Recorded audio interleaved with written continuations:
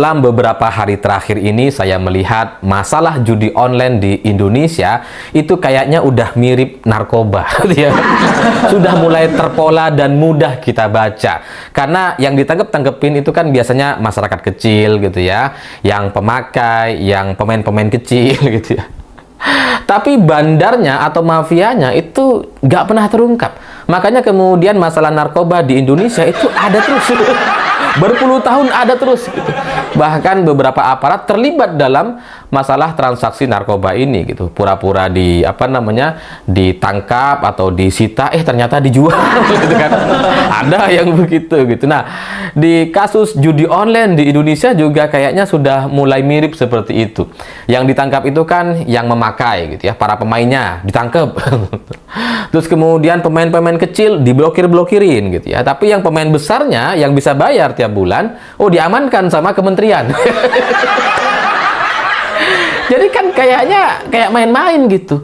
Dan terus terang saya kasihan gitu, kasihan kepada masyarakat kita yang pemainnya gitu ya. Udah banyak lah orang yang hancur ekonominya, hancur keluarganya gara-gara judi online ini gitu ya. Ya ada yang cerai, ada yang sampai kehilangan pekerjaan dan seterusnya. Dan yang terbaru kemarin yang juga viral dibicarakan di banyak media mainstream adalah ketika ada seorang petani atau penjahit gitu ya di sebuah daerah, kemudian mereka ikut live bikin TikTok, konten TikTok, dan kemudian disawer oleh banyak orang gitu ya. Dan ketika dia membacakan komentar-komentar yang nyawerin itu, ternyata salah satunya kan akun judi online gitu ya. Ini kemudian si pelaku ini yakni Gunawan Setbor yang joget-joget itu, yang membuat satu kampung asik berjoget live TikTok dan mendapatkan saweran dari orang-orang, itu kemudian ditahan oleh pihak kepolisian karena dia dianggap ikut mempromosikan judi online.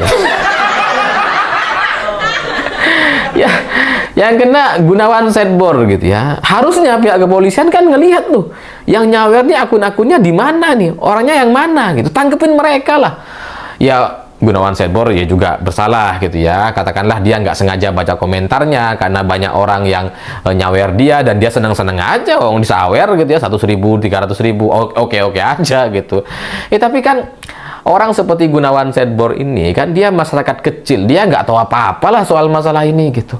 Dia bahkan mungkin nggak ngerti soal hukum dan konsekuensi yang dapat dia timbulkan ketika dia membaca kolom komentar di live TikToknya, karena itu otomatis menjadi promosi gitu ya. Itu bisa dianggap sebagai promosi judi online. Tapi ya sekali lagi, yang dirugikan atau yang ditangkepin cuma Gunawan Setbor gitu.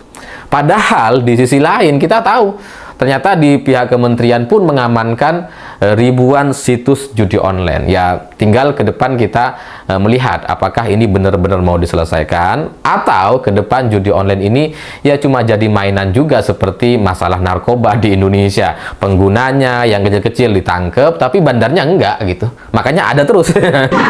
Judi online kayaknya juga sudah mulai mengarah ke sana gitu. Karena ya rakyat kecil seperti Gunawan Setbor ini, saya nggak ingin membela beliau ya, saya nggak kenal gitu ya, dan nggak penting juga bagi saya.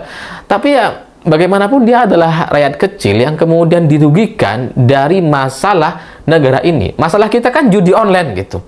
Yang ditangkepin Gunawan Setbor. Ya oke lah dia salah gitu ya, oke lah dia mungkin membacakan komentar orang yang nyawer gitu ya. Tapi yang seperti Gunawan Setbor sebelumnya kan sudah pernah ada gitu. Dari kalangan artis misalkan ada Wulan Guritno, kemudian Yuki Kato, Cupi Cupita, Armanda Manopo, Nikita Mirzani. Itu juga sebelumnya bahkan sudah diperiksa oleh pihak kepolisian terkait promosi judi online. Ya tapi mereka cuma diperiksa aja. Mereka bersalah iya gitu ya, tapi ya periksa aja, habis itu lepas gitu.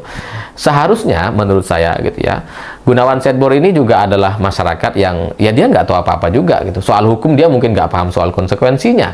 Jadi seharusnya kalau dia diberitahu ini nggak boleh dan sebagainya, dan dia memahami, mengakui, ya udah lepas aja lah gitu ya. Tapi kalau kemudian ini ditahan sekarang gitu ya, tapi mafianya atau bandar-bandarnya kita nggak tahu itu siapa dan ada terus. Itu kan kayak jadi percuma gitu. Gunawan Setbor ditangkap iya, tapi bandar-bandarnya, adminnya tetap nyari akun-akun yang lain gitu. tetap nyawer lagi di akun-akun yang lain, tetap eksis mereka.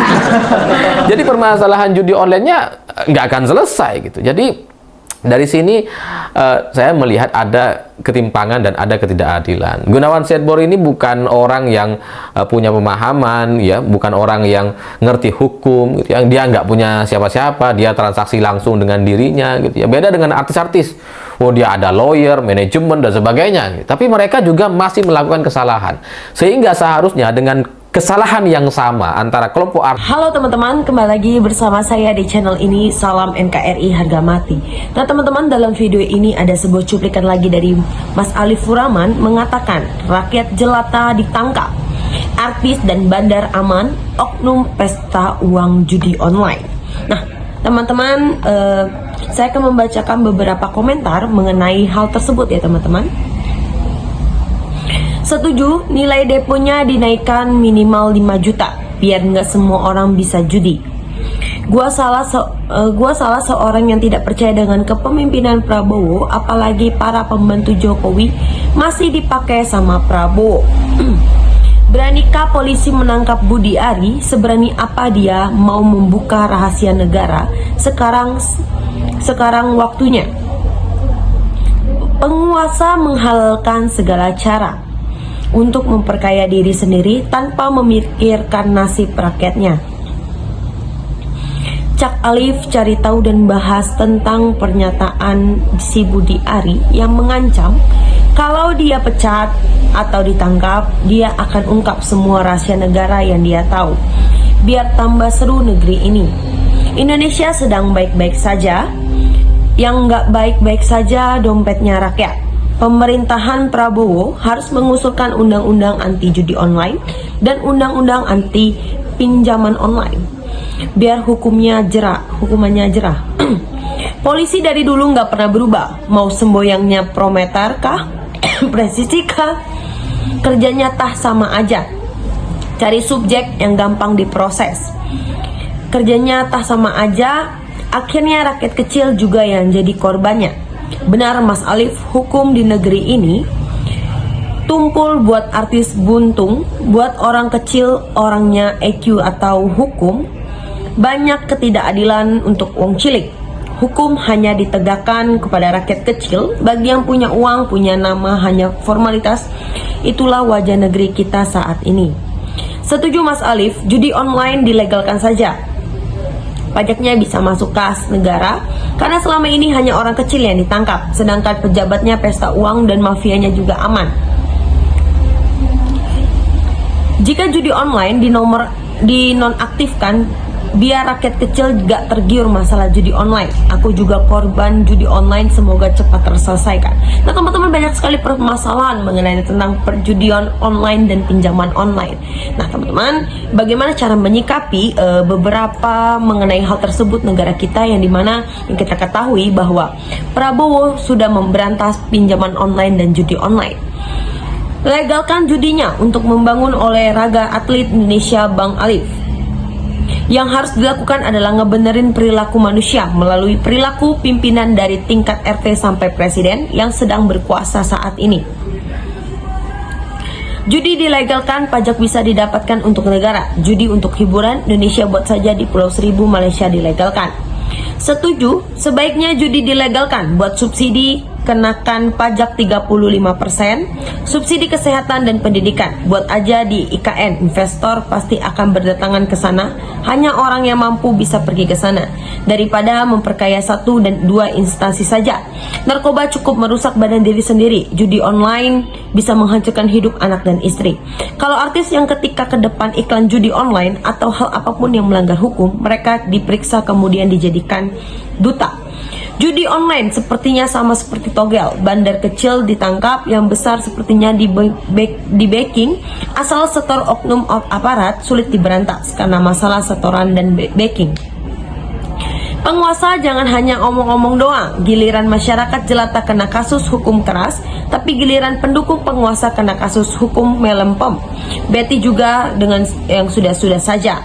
Yang menderita golongan menengah, golongan miskin dapat bansos, golongan atas dan elit masih bisa menambah kekayaan. Itu hanya bikin muak saja. Nah teman-teman, banyak sekali pro dan kontra mengenai tentang judi online dan pinjaman online, yang dimana ada positif dan negatif. Yang kebanyakan yang kita mendapatkan adalah hal negatif. Untuk oknum-oknum tertentu saja yang mendapatkan nilai positif, dan itu hanya egois semata. Nah teman-teman, sahabat-sahabat dari Netizen 2045, silakan berikan tanggapan teman-teman dalam kolom komentar ini, sehingga kita dapat bertukar pikiran antara satu dengan yang lain dalam kolom komentar ini. Terima kasih teman-teman. Netizen 2045 melaporkan.